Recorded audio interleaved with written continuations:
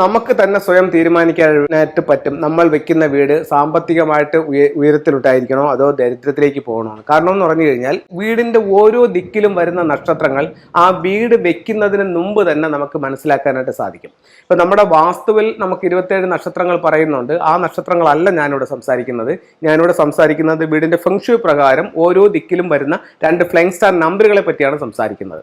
അപ്പം നമുക്ക് വീട് ഇപ്പൊ നമ്മൾ ഒരു വസ്തു വാങ്ങിച്ചു, ഇപ്പോൾ ഒരു 5 സെന്റ് വസ്തു അല്ലെങ്കിൽ ഒരു 10 സെന്റ് വസ്തു വാങ്ങിച്ചു, നമ്മളൊരു 1000 സ്ക്വയർ ഫീറ്റിന്റെ വീട് വെക്കുകയാണ്. അപ്പോൾ 1000 സ്ക്വയർ ഫീറ്റിന് ഒരു കണക്കെടുത്തു. എന്നിട്ട് വീടിന്റെ ദർശനം എങ്ങോട്ടാണെന്ന് നോക്കി അതിന്റെ ഡിഗ്രി എടുത്തു. അത് വീട് പണി കഴിപ്പിക്കാൻ പോകുന്ന കാലഘട്ടത്തിന്റെ ഇതും എടുത്തു, അതിന്റെ ഫ്ലൈങ് സ്റ്റാർ നമ്പർ എടുത്തു. ഈ 1000 സ്ക്വയർ ഫീറ്റിനകത്ത് നമ്മൾ ആ ഫ്ലൈങ് സ്റ്റാർ നമ്പർ എവിടെ മുതൽ എവിടം വരെയാണ് ഓരോ ദിക്കും വരുന്നത്, അതിന്റെ നമ്പറുകൾ എവിടെയുണ്ടെന്ന് നമ്മൾ മനസ്സിലാക്കി. അതാത് നമ്പറുകൾ അവിടെ എഴുതി. എന്നിട്ട് നമ്മളിതിൽ നമുക്ക് സമ്പത്ത് തരുന്നത്, തൊഴിൽപരമായിട്ട് അഭിവൃദ്ധി തരുന്നത്, നമുക്ക് സമ്പത്ത് നിൽക്കുന്നതായിട്ടുള്ള സ്റ്റാറുകളെല്ലാം ഇതിനകത്ത് തന്നെയുണ്ട്.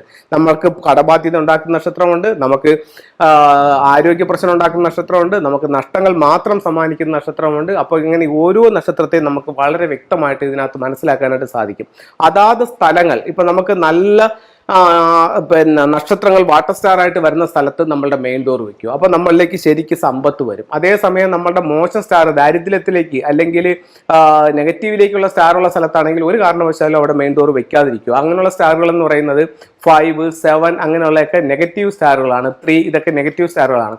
അപ്പോൾ ഒരു കാരണവശാലും ഇതിൽ എൻട്രൻസ് കൊണ്ട് വെക്കാതിരിക്കുക. അതേപോലെ നല്ല പ്രോസ്പെരിറ്റി സ്റ്റാർ ആയിട്ടുള്ള 9, 1, 2 നമ്പറുകളിലേക്ക് നമുക്ക് എൻട്രൻസ് വെക്കുക. അതുപോലെ തന്നെയാണ് മൗണ്ടൻ സ്റ്റാർ ആയിട്ട് വരുന്ന 9, 1, 2 സ്റ്റാറുകളിലേക്ക് നമ്മൾ ബെഡ്റൂമും പണിയുക.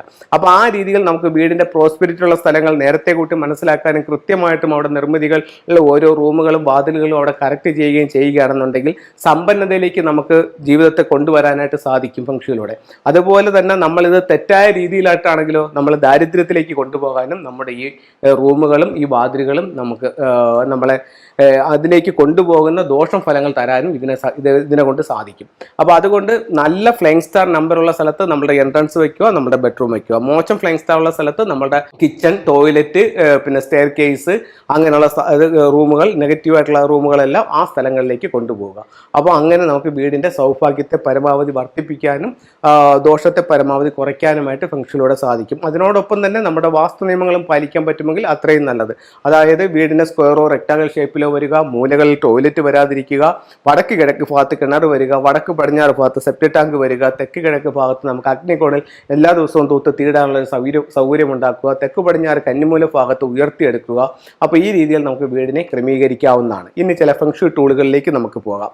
നമുക്ക് എപ്പോഴും നല്ല പോസിറ്റീവ് എനർജി കിട്ടാൻ വേണ്ടിയിട്ട് ഇത്തരത്തിലുള്ള ഒരു ക്രിസ്റ്റൽ ട്രീ നമ്മളുടെ ടേബിളിന്റെ മുകളിൽ വെക്കുന്നത് വളരെ പോസിറ്റീവ് ആയിട്ടുള്ള എനർജി തരും. ഇത് നമ്മുടെ ഓഫീസ് റൂമിലാണെങ്കിൽ വെക്കാം, നമ്മുടെ ബെഡ്റൂമിലാണെങ്കിൽ നിൽക്കാം, നമ്മുടെ ഓഫീസിലും വെക്കാം. നമുക്ക് എല്ലാ സ്ഥലങ്ങളിലും ഇത്തരത്തിലുള്ള ഒരു ട്രീ ഉപയോഗിക്കാം. അതുപോലെ തന്നെ 7 ചക്രാസ് എന്ന് പറഞ്ഞിട്ടുള്ള ഒരു ട്രീ ആണ് ഈ ഇരിക്കുന്നത്. ഇത് നമുക്ക് ഒത്തിരി റിസൾട്ടുകൾ തരും. നമ്മുടെ ചക്രാസിനെ ഹീൽ ചെയ്യപ്പെടും. ഇതിനകത്തോട്ട് ഒരു പോസിറ്റീവ് വൈബ്രേഷൻ ആ റൂമിൽ മൊത്തം ഇത് ഉണ്ടാക്കാനായിട്ട് ഈ ട്രീക്ക് കഴിയും. അത് കഴിഞ്ഞിട്ട് നമുക്ക് ഏവർക്കും സുപരിചിതമായിട്ടുള്ള ഒരു ടൂൾ എന്ന് പറയുന്നത് ട്രാവലിംഗ് ബുദ്ധയാണ്. ട്രാവലിംഗ് ബുദ്ധ എന്ന് പറയുന്നത് എൻ്റെ പ്രോഗ്രാം കണ്ടുകൊണ്ടിരിക്കുന്നവർക്കറിയാം. പണ്ട് കാലം മുതലേ ഞാൻ ഈ ബുദ്ധ നിങ്ങളെ പരിചയപ്പെടുത്തുന്നുണ്ട്. ഏറ്റവും കൂടുതൽ പ്രോസ്പെരിറ്റി തരുന്ന ഒരു ബുദ്ധയായി ഞാൻ ഇതിനെ കണക്കാക്കുന്നു. ഞാൻ ഏറ്റവും കൂടുതൽ വീടുകളിൽ കൊടുക്കുന്നതും നിർദ്ദേശിക്കുന്നതും ഈ ഒരു ബുദ്ധയാണ്. എല്ലാ സൗഭാഗ്യങ്ങളുമായിട്ട് വീടിൻ്റെ ഉള്ളിലേക്ക് കടന്നു വരുന്ന രീതിയിൽ ഈ ഒരു ട്രാവലിംഗ് ബുദ്ധ നിങ്ങൾക്ക് വെക്കാവുന്നതാണ്.